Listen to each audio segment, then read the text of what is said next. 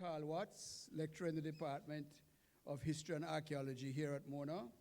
And at the end of the table is Dr. Jermaine McAlpin, formerly a UWI man as well, but now presently at the New Jersey City University in the Department of African and Afro-American Studies.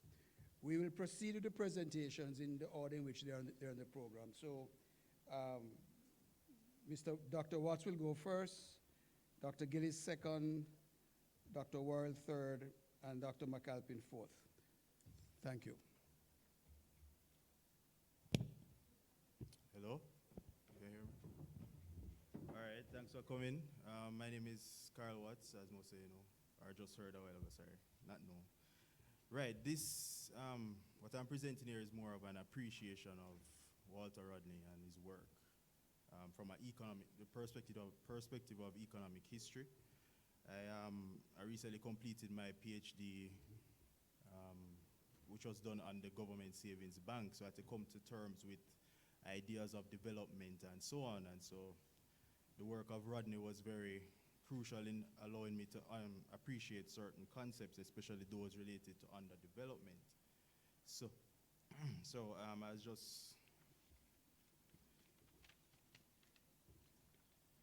so I came to an appreciation of certain schemas, or the underdevelopment schemas that were very popular in the period of the 1960s into the 1970s and probably into the 1980s as well.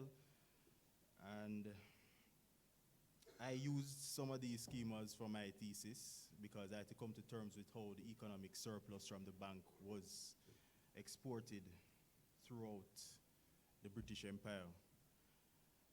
So as most people know this, most people should know, so this is not something original I'm trying to say, but the underdevelopment schemas were popularized by the Marxists, neo-Marxists included, as well as the New World Group, the likes of Lloyd Bess, George Beckford, and Norman Gervan. So this model of interpretation, obviously, what I'm trying to get at is that when you're doing economic history, you must still come to terms with the underdevelopment schemas, even though we have made way for a certain form of empiricism in terms of getting to the true nature of a particular event. But, so some people are trying to move away from some of these schemas which are considered too abstract in some cases, or they don't seem to account for the growing body of research. So,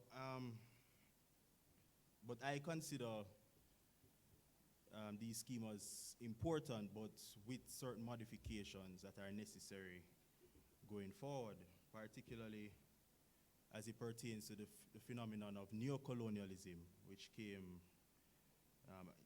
which emerged during the 1960s following the independence movements in Africa, in the Caribbean, etc. So,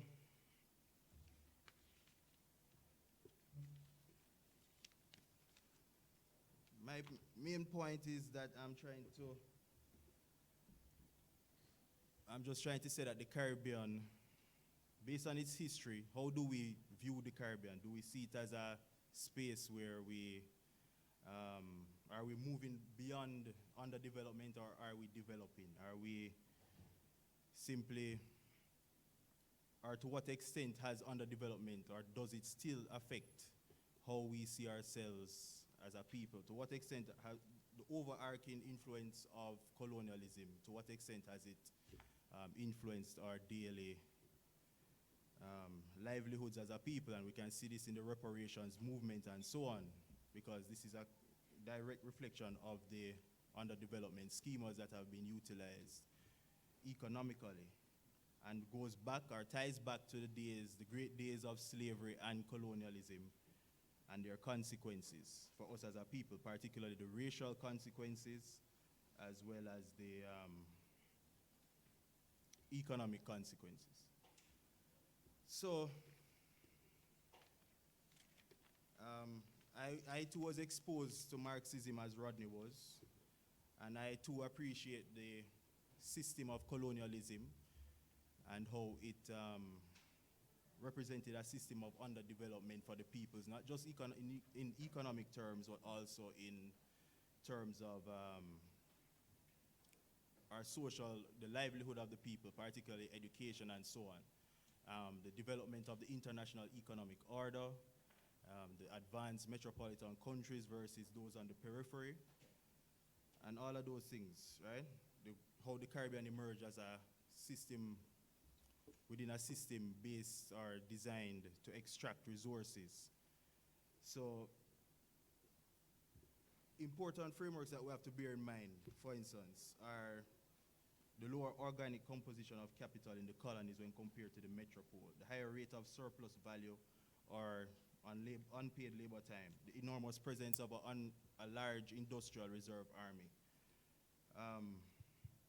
how the state played an important role in retaining the surplus to provide for capital, to lessen the cost for capital.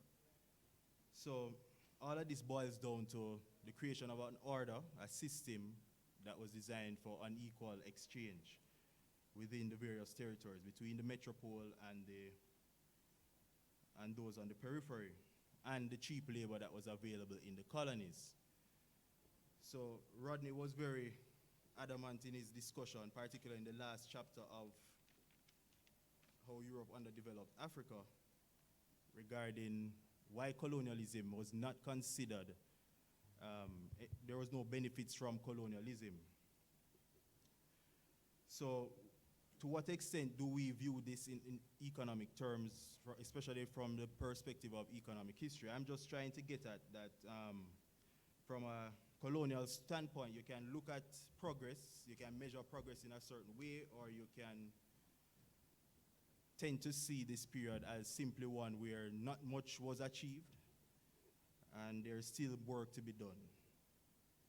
So have we moved away to what so some of the main questions I ask, because what we have to come to terms with as economic historians are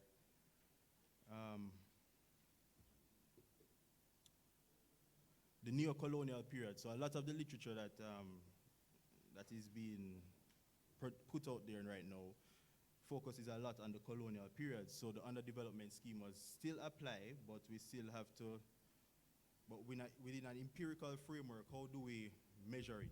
Do we see this as a period where not much occurred, or where do we see this as a period where after independence, we start to see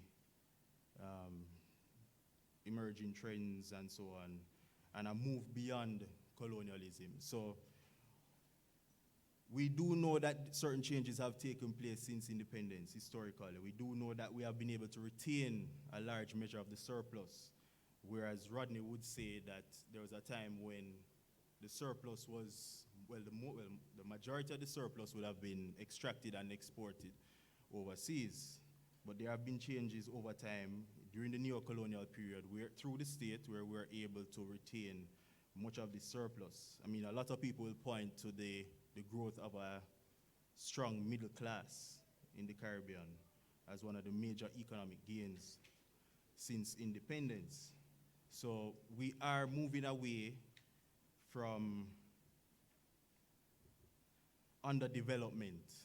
So, but all I'm just trying to say, and our standard of living has been raised, but there are other factors that we have to bear in mind as we go forward and as we research or do our research in economic history, particularly the economic legacies of underdevelopment, which are still manifested through the domination of foreign capital and the role of the state in the economy, and the constant complaints regarding poor remuneration for services or work done and so on. So the legacies are still there, so I'm really just trying to say, I want to thank Walter Rodney for the work he has done in terms of underdevelopment and so on.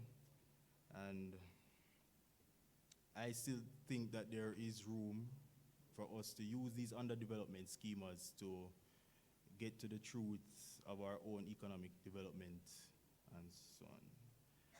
So that's it for me. Thanks.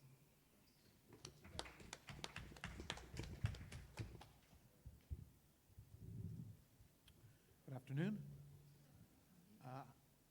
I'm not a historian, I'm a lawyer, although I studied history before I studied law. I'm a professional historian. I don't really have extensive knowledge of Mr. Rodney. Read some pieces on him, one in particular that gives information, I guess the intelligence that the Jamaican intelligence services had on him.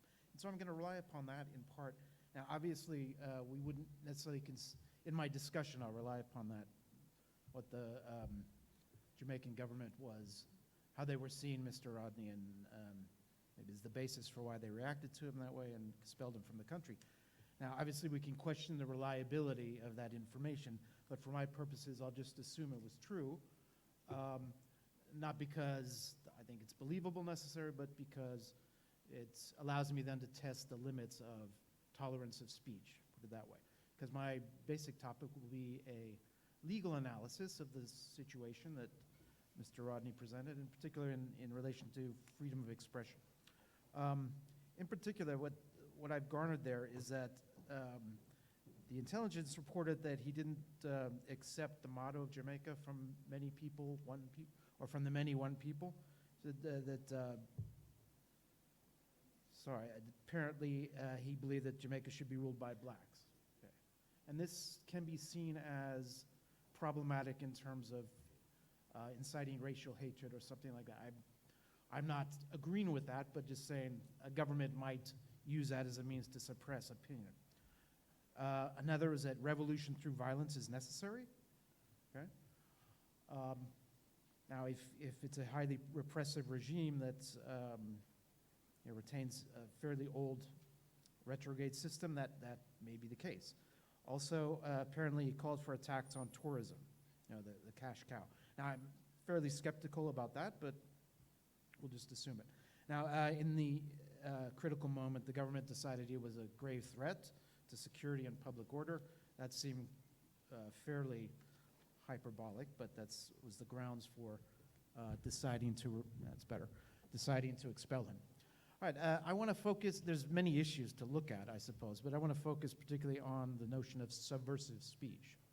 It's the idea that speech, the government, despite the notion that there's freedom of expression, subversive speech might be suppressed by the government, or the person who engages in such speech might be punished, something like that.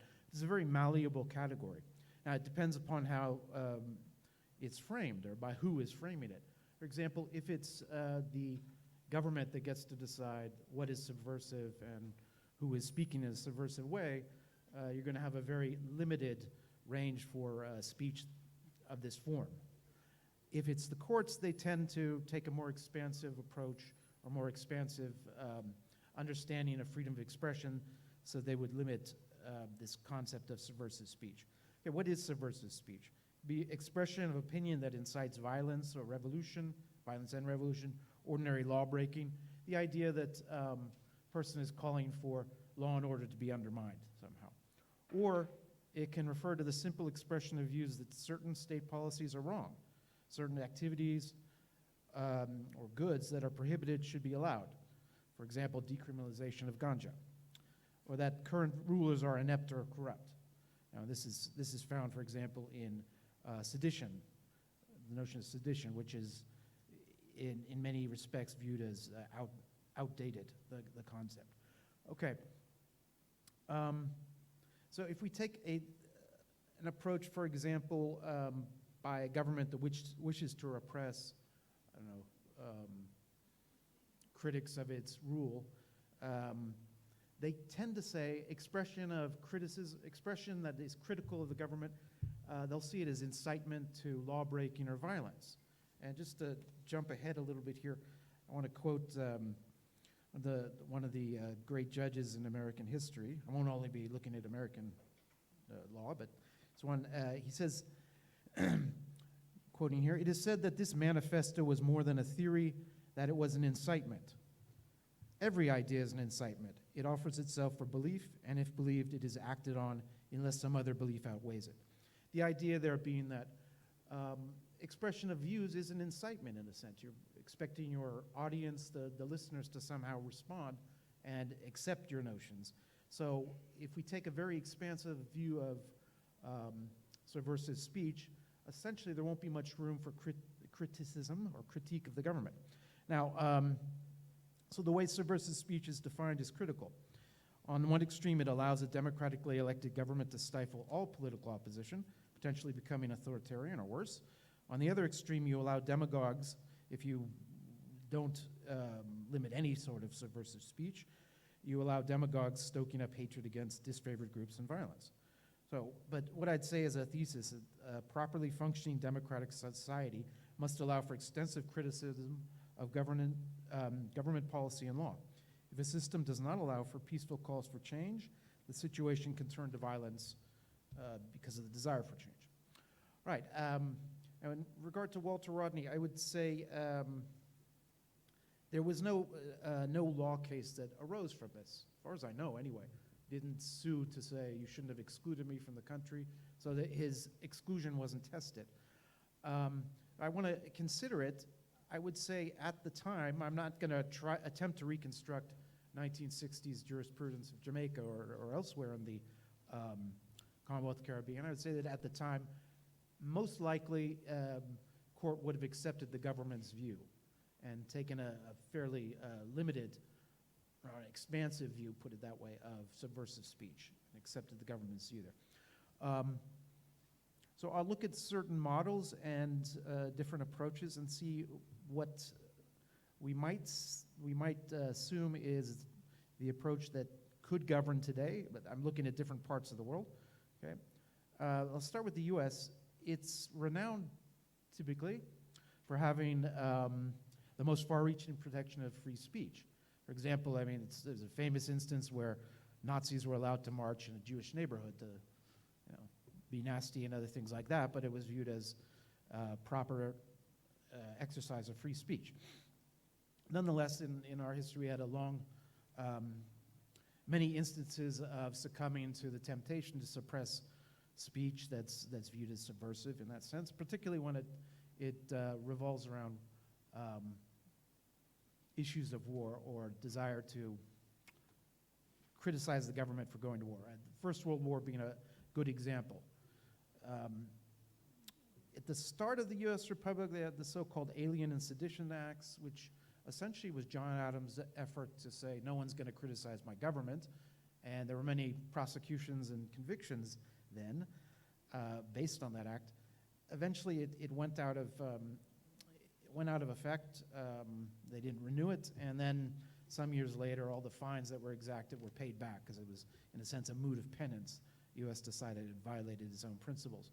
Another pretty serious example was when President Wilson's administration had the Espionage Act of 1917 adopted. There were somewhat like 2,000 persons prosecuted and convicted under that. But it really did start the debate on modern free expression law in the U.S. So I want to quote here from the judge I cited earlier. I want to discuss something he wrote.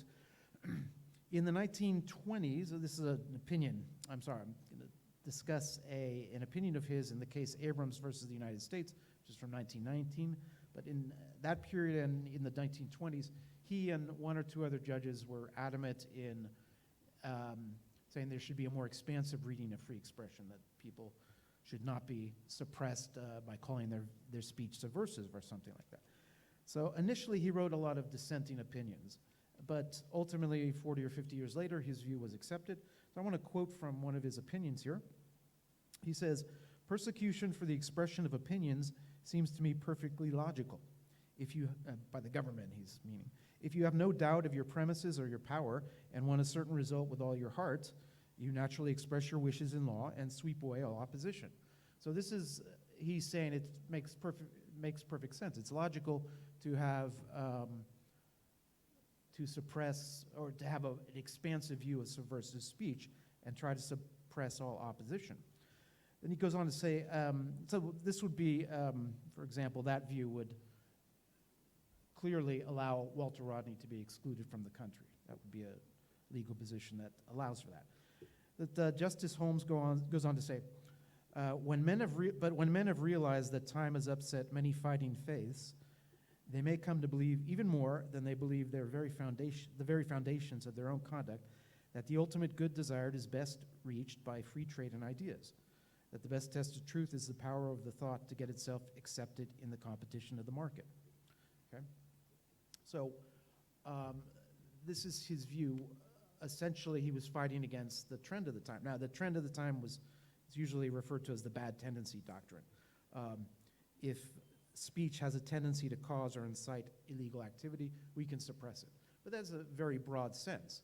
I mean, if you say the war we're engaging in is bad, it's unconstitutional, et cetera, this can supposedly have the bad tendency of leading to conscripted soldiers refusing to be conscripted, and it can prosecute you for that. Okay, but Justice Holmes' view is really at heart, it expresses both skepticism and confidence, I'd put it that way. I mean, the skepticism is in the sense that we can't really, skepticism in the sense that he has doubts whether we can really know the truth, that humans are prone to error, and so that it's best not to suppress speech because essentially that will ensure that we continue in error. Then also the confidence that if you essentially open up free speech and don't try to suppress it, the truth will ultimately come out. That's basically his view. Now, let me move on from there. Let's see. World War II, that was after World War I, primarily during and after World War I. World War II didn't have such a problem, but I think in the U.S. primarily because there wasn't much opposition to that war as there was to World War I. Now, look quickly at Germany after the Second World War. Unlike, of course, during the Nazi regime, following the Second World War, they adopted a constitution that had very extensive protections of fundamental rights, including free expression, and they created a constitutional court that also protected those rights. And the Constitutional Court has developed, with some stops and starts, a very expansive protection of free expression. But I want to point out something else that's interesting here. If you look at Justice Holmes' view as one of tolerance, in other words, tolerating different views, or almost all views, in Germany they developed an interesting doctrine, partly in view of the Nazi regime, because the Nazis came to power through legal means by winning an election. They developed what's called the doctrine of militant democracy. It requires a general tolerance of all political views and other types of expressions of ideas, so allowing for free competition of political perspectives. But there is one exception, and that means political perspectives that essentially would, their aim is to cut out everybody else. So essentially they use this doctrine to forbid neo-Nazis and perhaps communists. Now, that's the post-war period in Germany. I return momentarily back to the U.S. There's a famous case from just around the time of Rodney called, decided in 1969, called Brandon versus Ohio. It more or less settled free speech on the issue of subversive speech, free speech doctrine in the U.S. Just to quote here, free speech does not permit a state to forbid or prescribe advocacy of the use of force or of law violation, except where such advocacy is directed to inciting or producing imminent lawless action and is likely to incite or produce such action. So essentially, if we believe that, or if he did, if Rodney said that, violent revolution is necessary, under this doctrine, it wouldn't have been viewed as a speech that the government can somehow suppress or punish you for, all right? Now, let's see, I'm running a bit low on time. I just wanted to, 1 minute, oh, that's, okay. 2, okay, quickly. European Convention of Human Rights, I would just mention that briefly. There's interesting cases that have been decided recently, one about Russia, Stomakin versus Russia. Essentially, someone was imprisoned for 5 years for criticizing the war in Chechnya, and the European Court of Human Rights essentially said, yeah, there are reasons for Russia to have imprisoned him or to suppress that speech, because in a sense, it does appear that some of his speeches, some of his articles, I guess, in newspaper, were excessive and suggested violence. But on the other hand, his expression of disagreement with the policy of the government cannot be suppressed like that. So European Convention is also very strong. One difference, though, is that in contrast to the US, where essentially all speech, regardless of the content, almost, is accepted. The Brandenburg cases that I've referred to, in that case, it was a member of the Ku Klux Klan who was essentially making racist comments, and that we'll need to deal with this and that group of persons, Jews and blacks and so on. That was accepted. In the European Convention of Human Rights cases, they essentially say, if you make speech that's hate speech, as usually thought, this is viewed as a, what's the term? Abuse of right, and therefore you just lose your protection. We're not going to grant you protection of free speech. So one more point to make before I finish. Getting back to the Commonwealth Caribbean, a few points. Oh, no, just briefly. There's a case from last year, it looks like. Mr. Claude Gerald in, I don't have the, Montserrat, I think it was. Anyway, he made a lawsuit because he was thrown off public radio for the very reason that he was discussing the benefits of ganja, health benefits and so on, and the manager of the radio just said, that's illegal, get on. So they stopped his speech, and the court there essentially said, yeah, well, it's justified since the manager felt he was promoting the use of marijuana, which was illegal. Now here, coming in again to the idea that expression which doesn't incite, time is up, okay. You probably are getting the picture. Okay, thank you.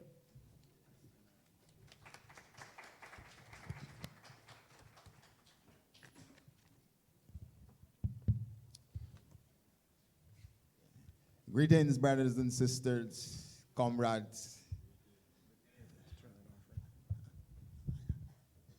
I come to speak about state repression in Barbados, the Barrow government versus the Black Powerite. And I know that there has been a myth across the Caribbean that Barrow government was somehow much more liberal than many of the other governments in the Caribbean. Therefore, there was no real repression inside of Barbados. So I hope to shatter that myth. Carol Lumumba, in his article, The West Indies and the Sir George Williams Affair, an assessment, in the work Let the Niggers Burn, claimed that the repressive measures enacted by Barrow was surpassed only by the wave of repression carried out by Williams. And essentially he was talking about Barrow's response to Black Power inside of Barbados. Now, I have not done the kind of comparative analysis to either agree or disagree or even contradict Lumumba's position, but what I can tell you is that given the nature of the Barbadian state historically, this is not far-fetched. And George Bell, looking at the labor disturbances in Barbados in the 1930s and comparing the labor disturbances in Jamaica in the 1930s, would have demonstrated that more people were killed in Barbados in a shorter space of time than were killed in Jamaica in a space, according to him, that was supposed to be dread. So I'm looking at Barrow's war between 1968 and 1970. And we know, using the Marxian analysis of the role of the state, we know that the purpose of the state really is to navigate or create order, and the order is really to ensure the survival of the ruling class. And within the context of Barbados, if we go beyond Marx, we can say that it's supposed to ensure not just the ruling class, but the white ruling class. And C.Y. Thomas speaks a lot about the authoritarian nature of the state And given the fact that historically as well, the colonial state in the Caribbean was very authoritarian, shortly after independence, and we are speaking a few years after independence in Barbados, there was still this tendency to be very repressive by the state. Now, I have looked at two waves of repression. And the first wave of repression was carried out against the small Marxist People's Progressive Movement. This was the first wave of the repression carried out by the Barrow government. But I have to say a bit about the Barrow government. Barrow came to power in 1961. And he won the election again in 1966. Barbados became independent in 1966. Therefore, he was the father of the nation. And he had an array of social democratic policies that were very popular. Hence, he was a very populist prime minister. National insurance scheme, universal free secondary and university education, universal health, etc., etc. And on the regional front, given he was in the vanguard of the formation of CARIFTA, he did enjoy a certain level of regional prominence as well. However, there was another side to Barrow, and I spent a lot of time sitting at the feet of people like Glenroy Strachan and Bobby Clark. And I could not understand why they would be constantly criticizing Barrow when a younger section of the progressives seemed to have this great respect for Barrow. However, as I walk the journey of doing the research, I've seen why Glenroy and Bobby's position on Barrow and the Barrow government. For example, and the PPM was formed in 1965, but the members of the PPM were constantly harassed. Hal Austin, Marxist books were taken away from him having gone to Guyana. The police returned the books and said that they only wanted to borrow the books. Thank you. It was said that the police were trying to stop newspaper vendors from selling the organ of the PPM, which was the Black Star newspaper. Barrow introduced a registration fee on newspapers, and to this day, the members who are still alive still swear that this was targeted exclusively to the Black Star and the PPM. In 1968, the PPM sought to mount, in April 1968, to mount a demonstration after Martin Luther King was shot in front of the US Embassy, and the police prevented this demonstration from taking place. Now, Black Power on the island was propagated by two major groups, the People's Progressive Movement and the Black Knight, which Elombe Montley, who is living in Jamaica, emerged as the leading spokesman of Black Knight.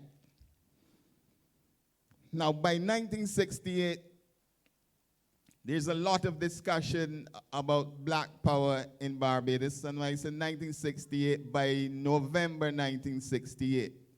And this was animated by the ongoing developments in the United States. A lot of coverage about the Rodney issue in Jamaica. There was a lot of coverage about the Black Power salute at the Olympic Games, John Carlos, Tommy Smith, etc.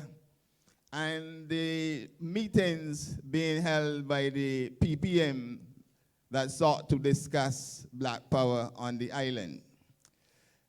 The main spin doctor of the Democratic Labour Party Mr. Tudor, Cameron Tudor.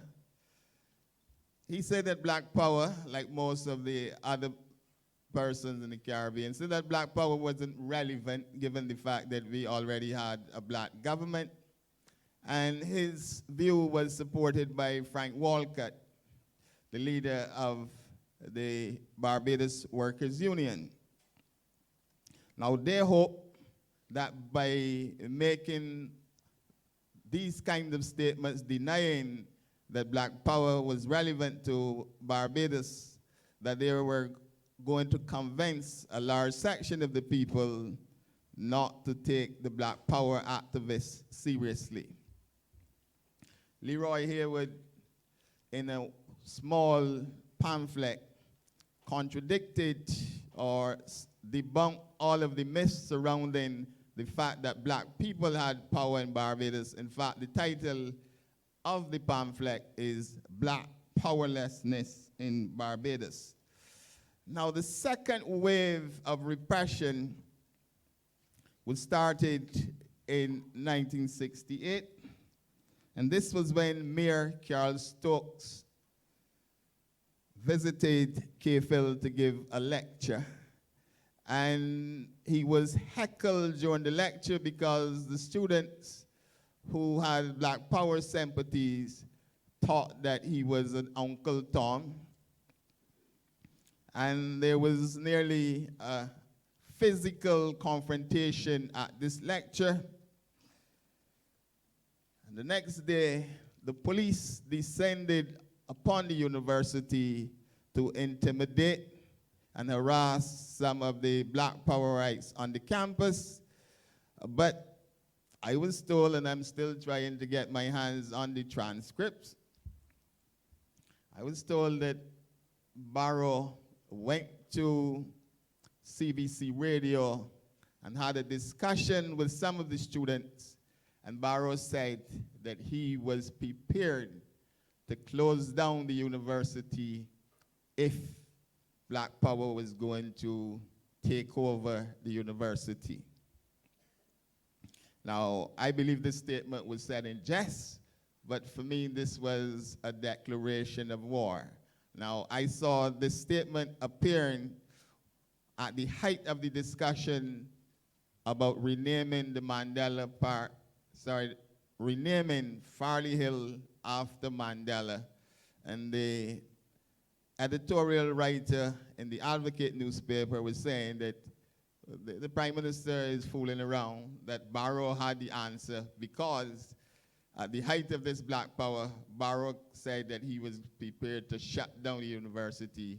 And essentially they were saying they had to find a way to shut down Hilary Beckles, who was speaking, well, he was in the vanguard of the renaming. Thank you. No, I'm just saying, right.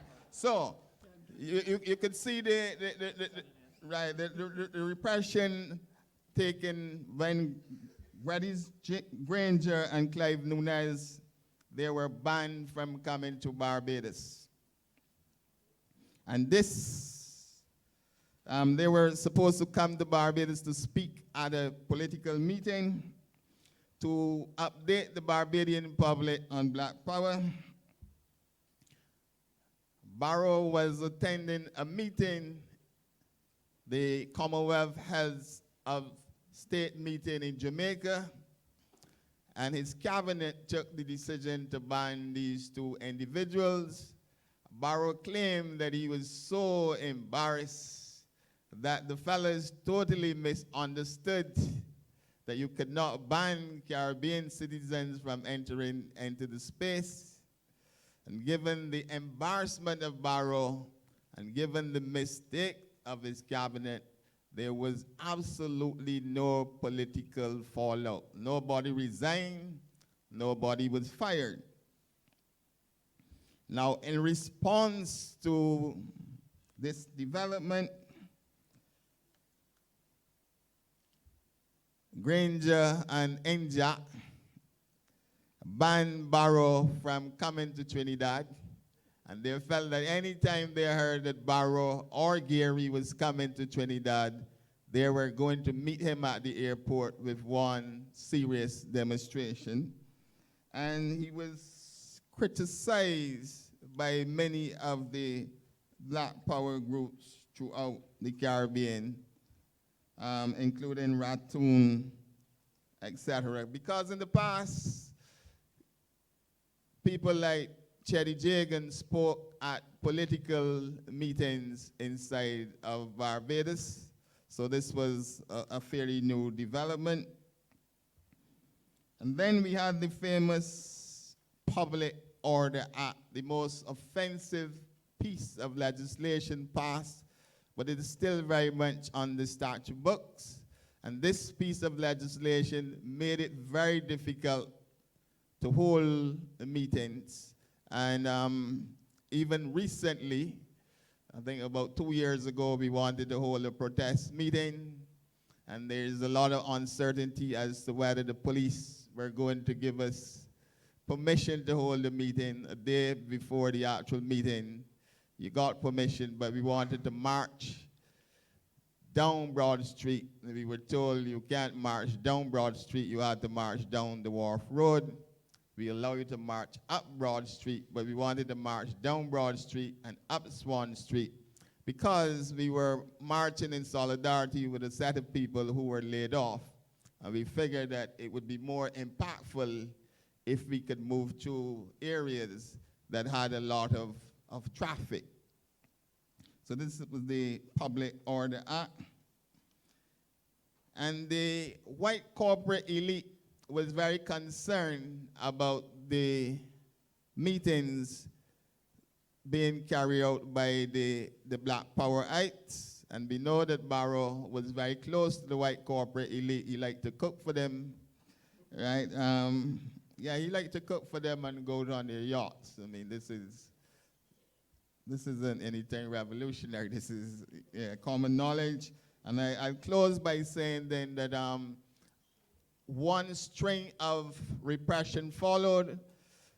After the Public Order Act, Stokely Carmichael was placed under house arrest in Barbados. He did not get permission to speak at a public meeting. Rosie Douglas followed about 2 weeks or a week later, and he was taken to the Central Police Station as well. He never got permission to speak. And the regional Black Power Conference that was supposed to take place in July 1970, Barrow pulled the plug on this meeting, or the Barrow government pulled the plug on the meeting. Therefore, these decisions rob the Barbadian populace from having the kind of engagement from these leading Black Power figures. I thank you. I wait for the question and answer.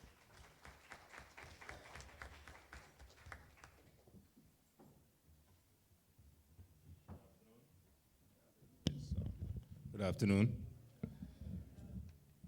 My paper deals with the historical assessment of the Black Power movement as evinced by Rodney's discussion of Black Power through his small but very seminal work, Groundings with My Brothers, and also linking the question of Black Power to the contemporary movement called Black Lives Matter, and to essentially make an argument that both of them are indeed subsets of a larger question of Black liberation.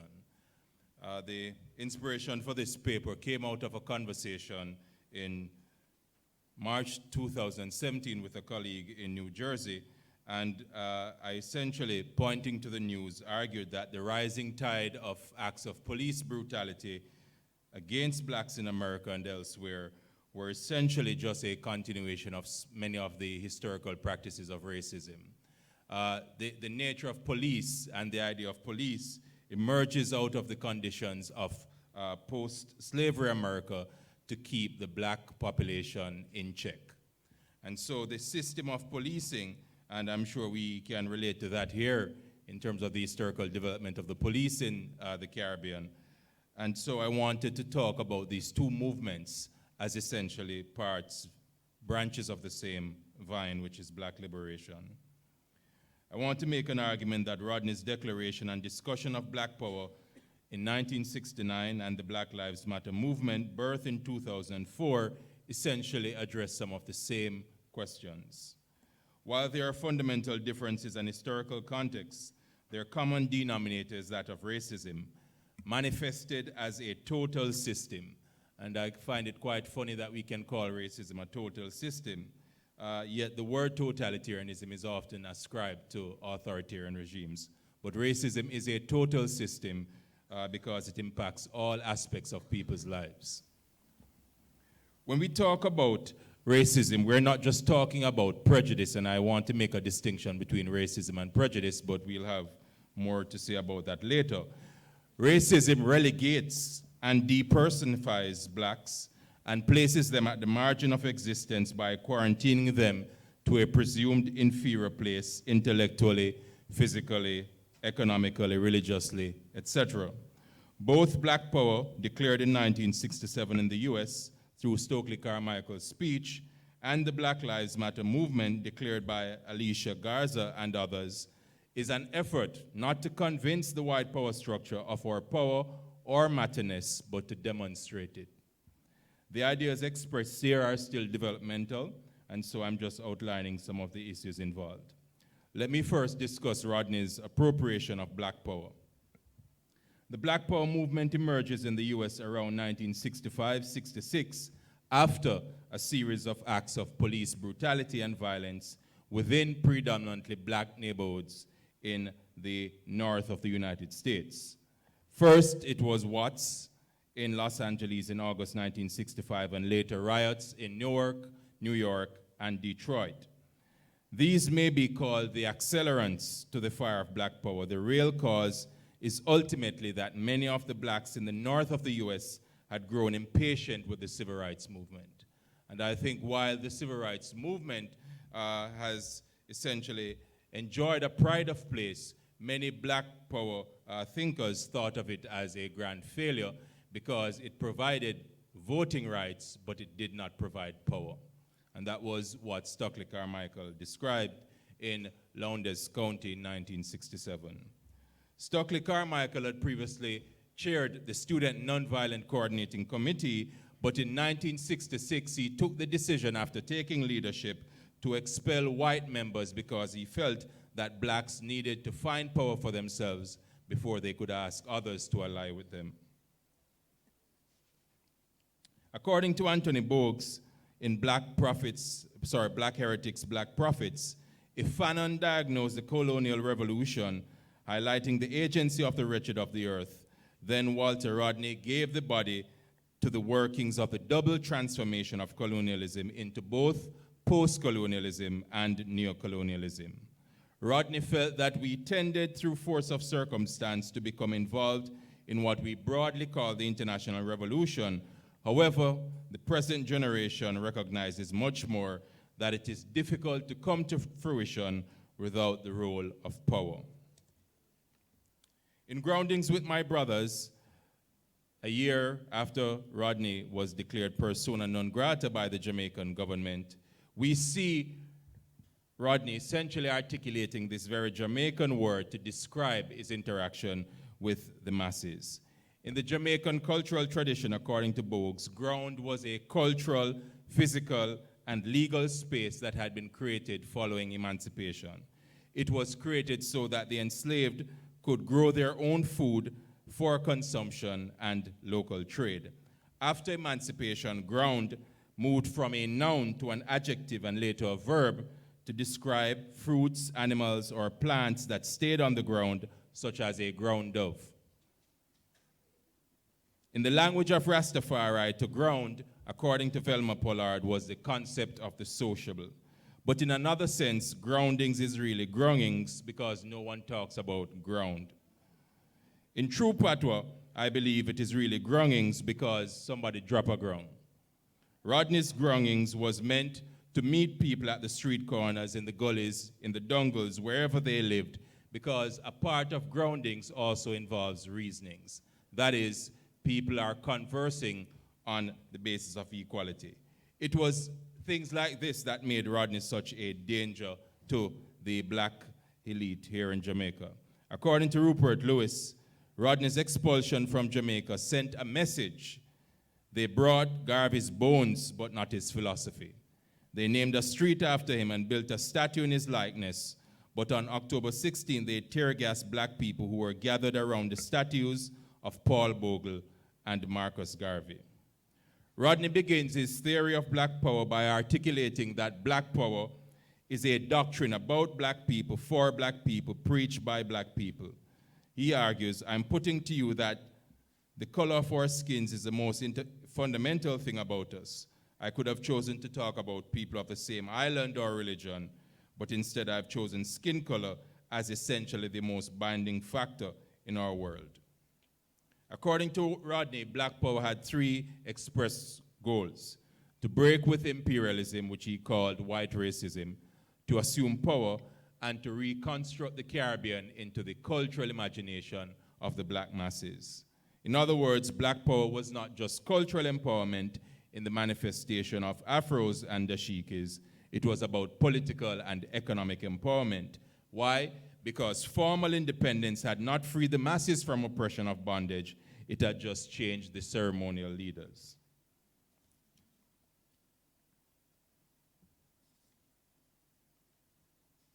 Rodney, like Fanon, therefore argues that racism and colonialism creates what can be called zones of beings. That is, only in certain spaces are blacks considered powerful. They have their existence marginalized to the little pockets of communities. And I quite find it interesting about these zones of special operations, because it is within those same spaces, those contested spaces, that people struggle to be human. They're actually quarantined to be less than human. In keeping with the Fanonian tradition on the lack of real liberation with political independence, Rodney suggests that there is a mistaken belief that black people achieved power with independence, but a black man ruling a dependent state within the imperialist system has no power. Similarly, the Black Lives Matter movement, as expressed in the work of Kenaga Taylor, argues that the disillusionment of African Americans followed the election of black faces in high places. This, she argues, while their lived reality had not changed. Ordinary blacks, women, and others took to the street in 2014 to protest the killing of many African American men. Taylor argues that black political leadership was trafficking in the racist drug called criminalizing the victim, because many black leaders denounced these young people for being violent, non-progressive, and destroying the gains made by them in the glorious days of the civil rights movement. What is contradictory in all of this is that those same persons who now became the PR machine for the establishment once spoke out for the disenfranchised and were arrested for the same. After all, both Rodney and Fanon theorized that the native bourgeoisie only wanted power for themselves, not for the people. The Black Power slogan of the 60s is still germane today: power to the people. Rodney's political thought on the question of violence resonates with Fanon's influence, in that he argues that previously black people prayed, we were on our best behavior, we asked the whites, please, we smiled so our white teeth could illuminate our black face. Now it is time to show our teeth in a snarl rather than a smile. We were told that violence in itself is evil, and that whatever the cause, it is unjustified morally. But by what standards can we equate the violence of blacks who have been oppressed, suppressed, depressed, and repressed for 4 centuries with the violence of white fascists? Violence aimed at the recovery of human dignity and at equality cannot be judged with the same yardstick as violence aimed at the maintenance of oppression and discrimination.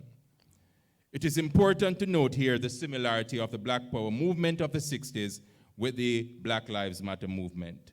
Their protests were often dismissed as violent and disruptive. Why? Because they both refused to play the role of the docile black who had been lulled into the sleep of complacency because they had won voting rights, or in the case of Jamaica and the Caribbean, because we had black faces in the high places. Malcolm X argued that when they want to keep Negroes quiet, they give them an award.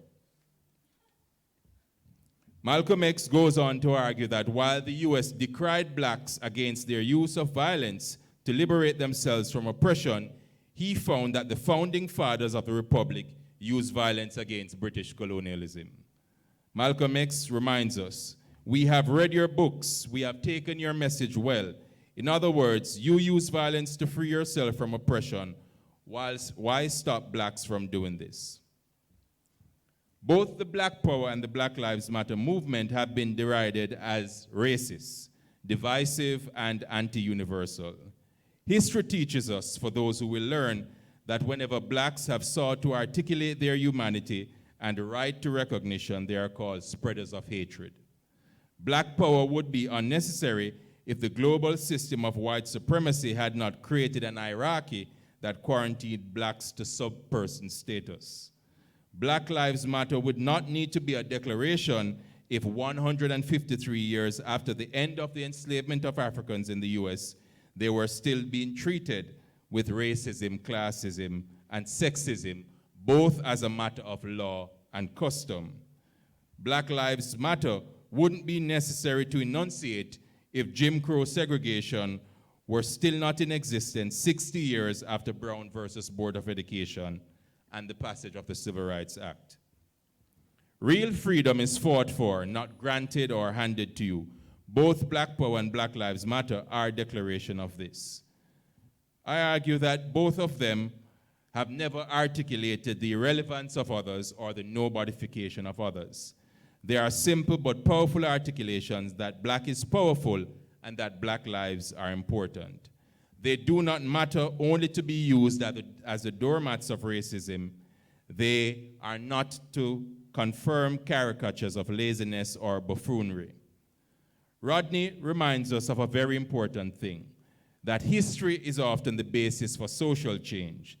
That is why, of all the academics on campus, it was a historian that was most dangerous, because he was teaching the people a history that predated slavery and colonialism. He was teaching them a history of self that was neither slave nor rich.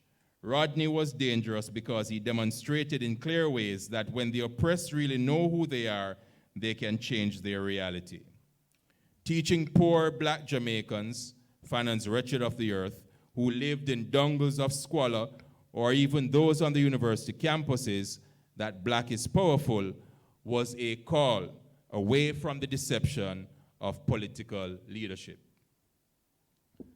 Finally, it is rather strange, but on one level it is not, that a black man is thrown out of a black country by a black prime minister for teaching blacks about themselves. On the other hand, it is not so strange after all, because in 1921, Carter G. Woodson aptly calls it the miseducation of the Negro. He's taught to love others and hate himself. He's taught to serve in the interests of others and not those who look like him. In 2004, the illusion of a post-racial America was shattered because of these protests. In the presence of a black elected official, the US president, blacks were now being brutalized even more repressively. And on that note, I will end and I will leave the rest for a question. Thank you very much.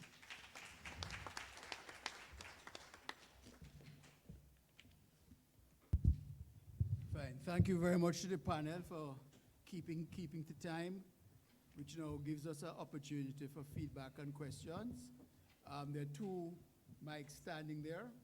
People who want to raise issues, questions, clarifications, please identify yourself, I think, for recording purposes, and then let's bear in mind too, though, that the feedback from the floor, the idea isn't for another panel or another presentation. Try and keep your comments focused and as brief as possible. Thank you.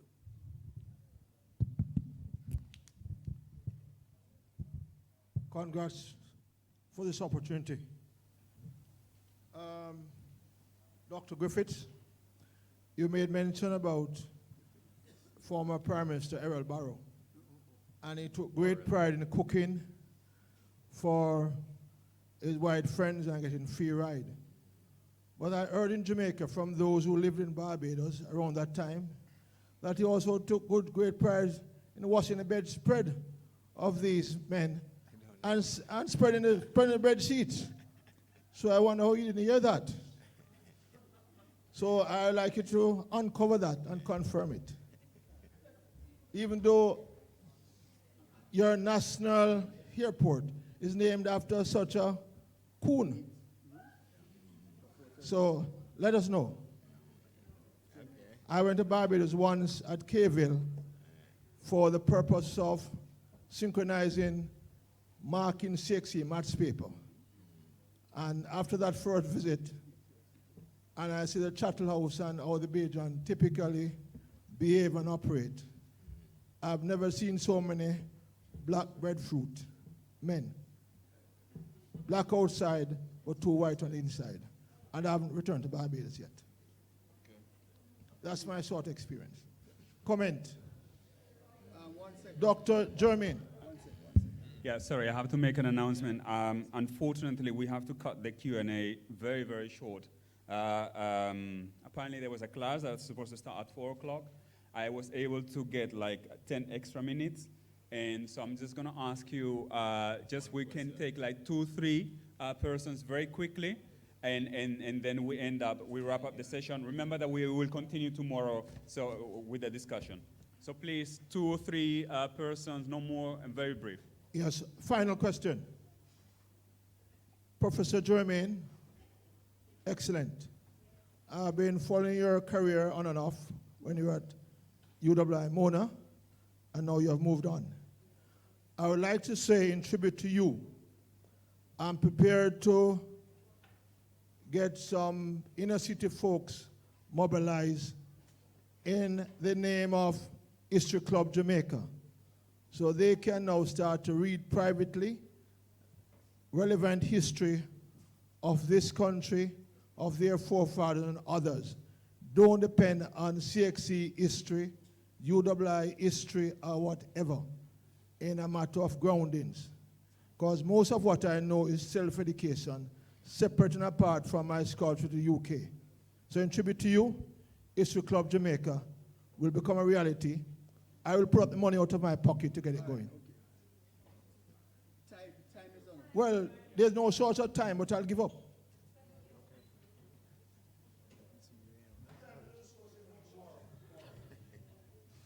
Good afternoon. Thank you for those brilliant presentations.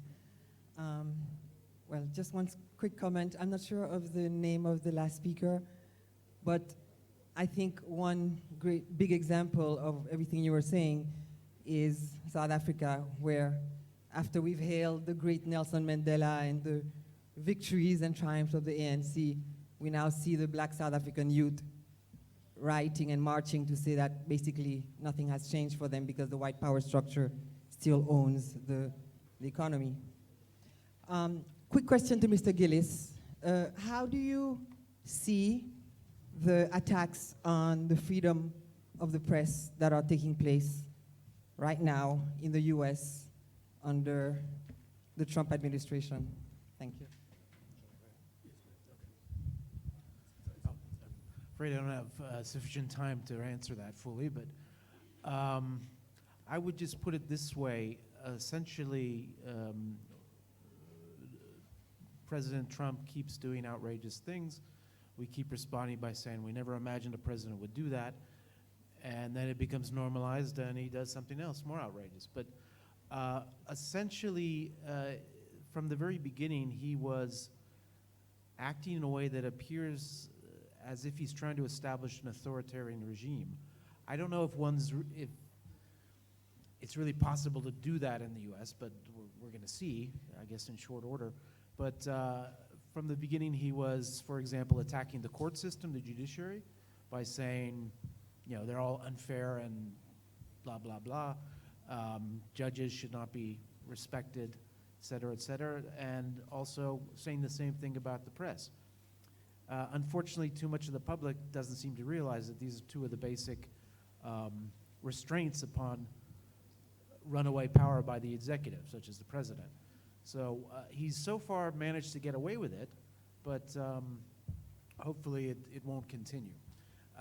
It's one other point is you can see he seems to be very friendly with the crown prince in Saudi Arabia, who obviously has no restraints whatsoever in dealing with the press, as we've just seen recently.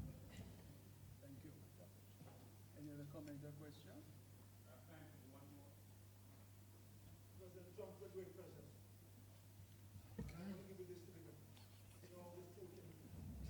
You should give it yourself, because I think he'd love to see you. Okay, all right. Well, thank you to the panel for their presentations, and